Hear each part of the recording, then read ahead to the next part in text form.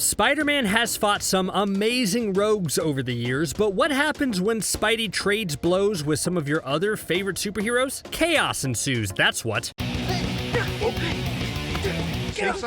Due to the nature of comics and other media, Marvel heroes are fighting each other almost as much as they fight bad guys. And something that shouldn't be surprising is that Spider-Man has nearly beaten them all. That's right, join me today as I talk about all the superheroes that Spider-Man has defeated over the years. How did Spider-Man outwit Iron Man? And did Spidey really punch Hulk into space? Well, let's find out all that and more right now.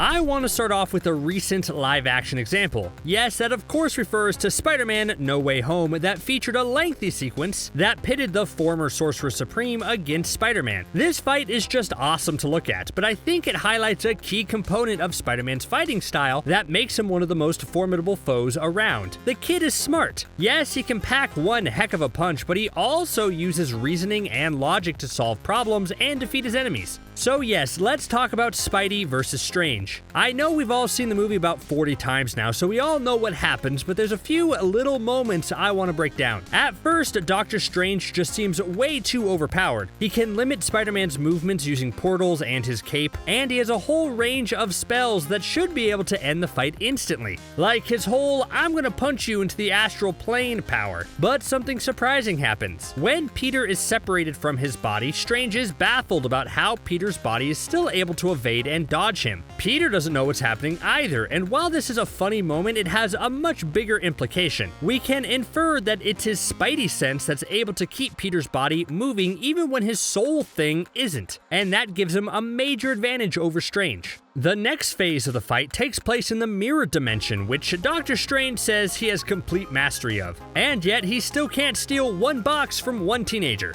And then Peter is able to turn the tables again on Strange using math to figure out where exactly to place his webbing, where it would trap Doctor Strange and keep him subdued until the end of the movie needs him again. And yes, you could argue that Doctor Strange didn't seem to be really trying in this situation. I mean, after he's webbed up, he just kind of looks a little frustrated, but I think that also speaks to why Spider-Man can win a lot of fights against heroes. It's because he's so likable. Even though Peter made mistake after mistake in No Way Home, there's just an inherent factor within Tom Holland's puppy dog performance that makes you want to help the kid out. So if you combine all these factors, meaning his smarts, his spider sense, his likability, and his natural agility, and you got yourself a hero who defeated probably the most powerful sorcerer in the universe. Not too shabby.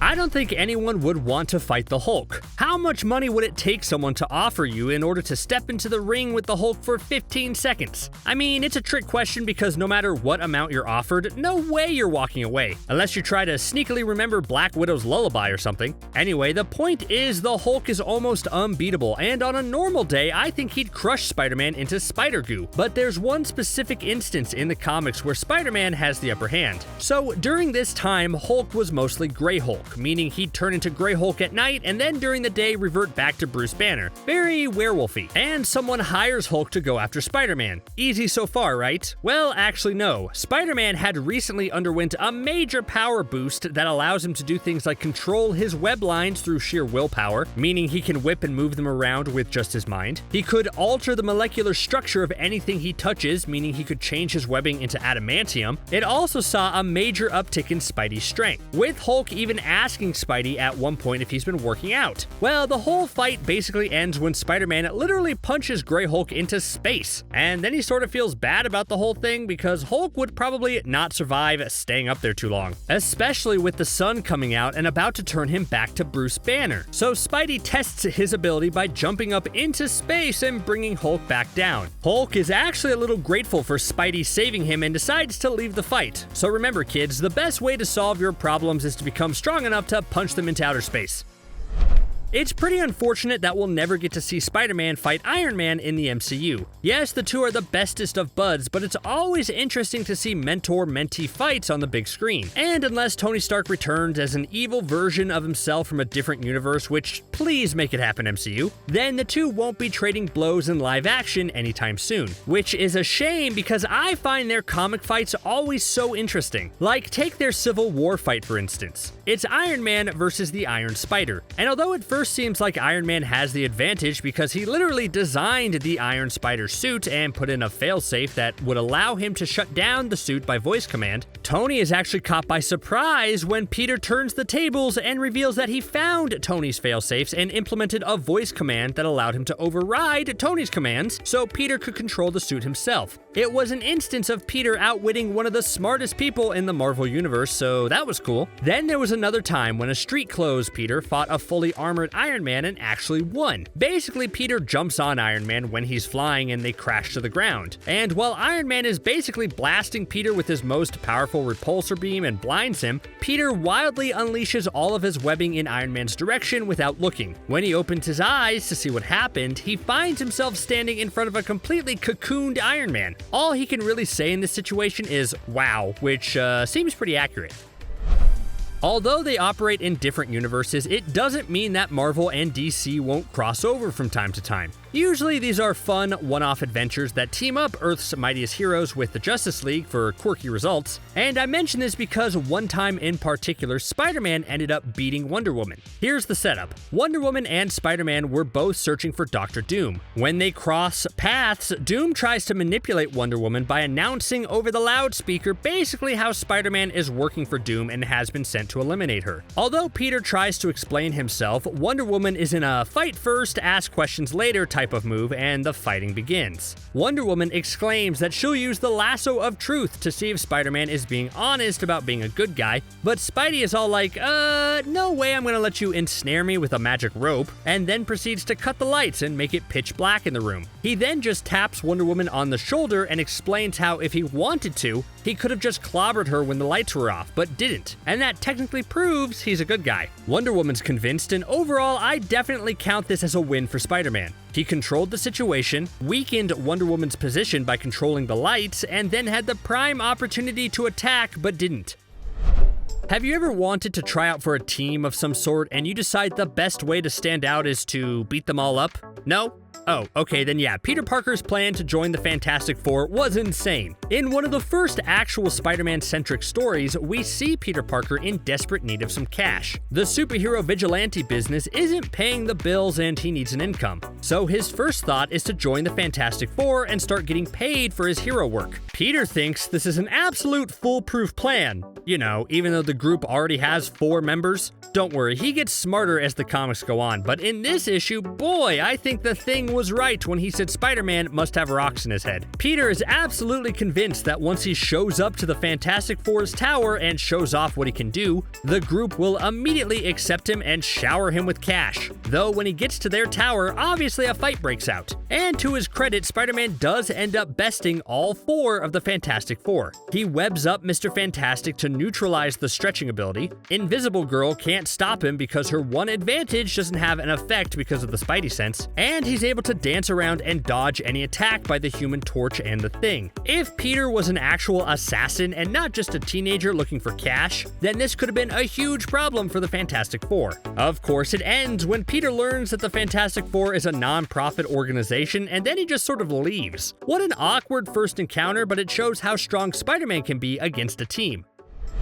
Okay, this one isn't about Peter Parker, but rather it's the Miles Morales version of Spider-Man. But hey, they're both Spider-Man, right? It counts. So although Civil War 2 isn't as beloved as the original Civil War storyline, there's still a lot of interesting stuff within it regarding stopping future crimes before they happen. One of the big events was it was prophesized that Miles Morales would end up eliminating Captain America for good. This, of course, made everyone a bit nervous and on edge, and the events leading up to this were brutal. The gist of what happens is this is a version of Captain America that's evil and has been remade by Hydra using the Cosmic Cube. He ends up viciously eliminating Natasha by bashing her neck in with his shield, and this enrages Miles, who had developed a strong bond with Natasha. Miles ends up beating Captain America to a bloody pulp and is about to give in to his worst impulses when he's talked down by Nadia Van Dyne. In the end, Miles decides that Natasha wouldn't want him to eliminate Captain America like this and shows mercy. But from a fight perspective, it wasn't even close.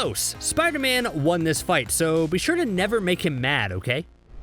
Whenever the X-Men make it to the MCU, they better hope they don't cross paths with Spider-Man. Why, you may ask? Well, it's because Spidey was able to beat all of them all at once. That's right, crazy, isn't it? This happened in Marvel's Superheroes Secret Wars number 3, and the setup is that while the Avengers and the X-Men are working together in the same facility, the X-Men don't feel very welcomed. Spider-Man just happens to eavesdrop on a conversation where he hears how the X-Men are about to leave the Avengers to go join Magneto. Spidey is discovered, and instead of having any chill whatsoever, he claims he's going to rat out the X-Men to the other Avengers. Naturally, a fight breaks out, and surprisingly, Spidey completely dominates in a fight against a whole team of X-Men. That includes Wolverine, Colossus, Storm, Rogue, Nightcrawler, and Professor X. Thanks to equal parts agility and tactics, Spider-Man wipes the floor with the X-Men team, with Wolverine even claiming that they were lucky Spider-Man was just trying to escape and not hurt them, because he made them look like amateurs. So,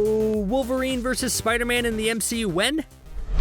Another hero Spider-Man has beaten is Spider-Man. Yep, that's what happens when you have so many Spider-Men running around. The first time Peter Parker meets Miles Morales, of course the two fight. Both are confused about what's happening. Miles is thrilled to be meeting Peter Parker, while Peter thinks this might be another clone situation. And while the two are on equal footing in terms of agility and web shooting, Miles is able to bust out one of his signature moves and paralyze Peter for a bit. Of course, Peter does wake up and strike back, but it's followed by Miles unleashing his whole range of different abilities like his shocking skills and his invisibility. All this adds up to Miles technically winning their first encounter. Now, yes, it is great to watch these two team up in the comics and fight together, but it's arguably more fascinating to watch them fight each other to see their different styles and overall techniques. But yes, again, for the purposes of this list, Spider-Man beats Spider-Man. Sometimes you have to bluff to win. That's what happened when Black Widow first crossed paths with Spider-Man. Now, normally I would say Natasha has no chance against Spider-Man. I mean, although she's agile and has a ton of tricks up her sleeve, she's still a regular human, whereas Spider-Man has the spider sense and super strength. But luckily, Natasha caught Spider-Man on a bad day. During a time where Peter was really sick and couldn't move like normal, Black Widow showed up wanting to fight in order to test her skills, since she heard Spider-Man was a worthy opponent. Peter is so disoriented that he can't block or anticipate her attacks, leading to Black Widow nearly taking him out and tying him up. Spider-Man makes a last-ditch effort to show strength by breaking out of the constraints and webbing her wrist weapons. Natasha thinks that Spider-Man has just been toying with her this whole time and flees, when in reality Peter was seconds away from collapsing. See, it's not always about being the strongest, but rather pretending you're the strongest to get your opponent to fold.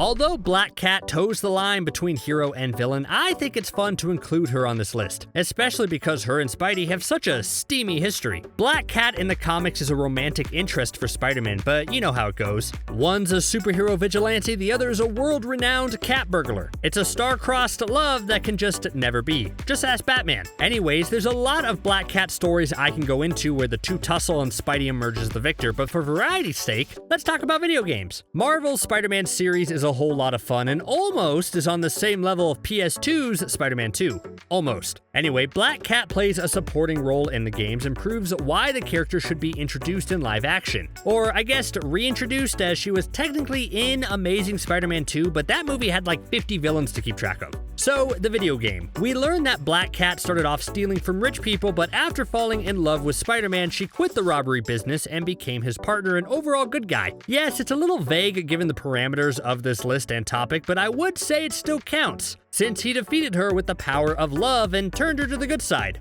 At least, temporarily. The airport fight in Captain America Civil War still stands as one of the greatest set pieces in the MCU. Just a bunch of our favorite heroes fighting each other, but also sort of having a good time. Like, yes, both sides are fighting for what they want, but everyone still has time for quips, which is important. It also served as Spider-Man's big introduction in the MCU, and the kid from Queens really showed up. He suggested how to topple Giant Man, he impressed Captain America, and he really just completely destroyed Falcon and the Winter Soldier. That last fight is one of my favorites. The way he just completely stops Bucky's arm and then acts impressed by it is hilarious, followed by him completely clipping Falcon's wings while simultaneously asking about how they work. Falcon was right, there usually isn't that much talking in a fight. And yes, it technically ends with Falcon using Red Wing to shoot Spidey away from them, but really, Falcon and Winter Soldier end the fight tied up next to each other on the floor, so all in all, it's clear that Spidey won that fight. Is Deadpool a superhero?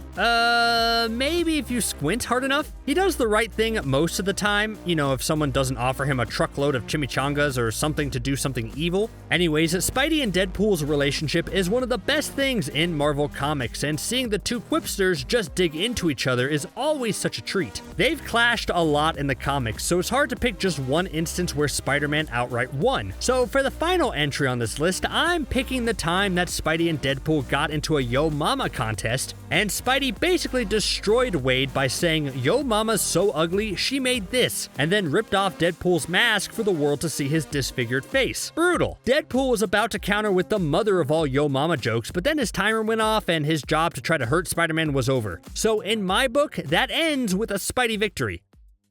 Okay, now here's a tough question. Who would win in a fight between the three live-action Spider-Man? Holland, Maguire, or Garfield? Which hero would be the best Spider-Man and outwit, outpunch, and outmaneuver the others? They're all so similar and yet so different. Okay, this is the next question I want answered.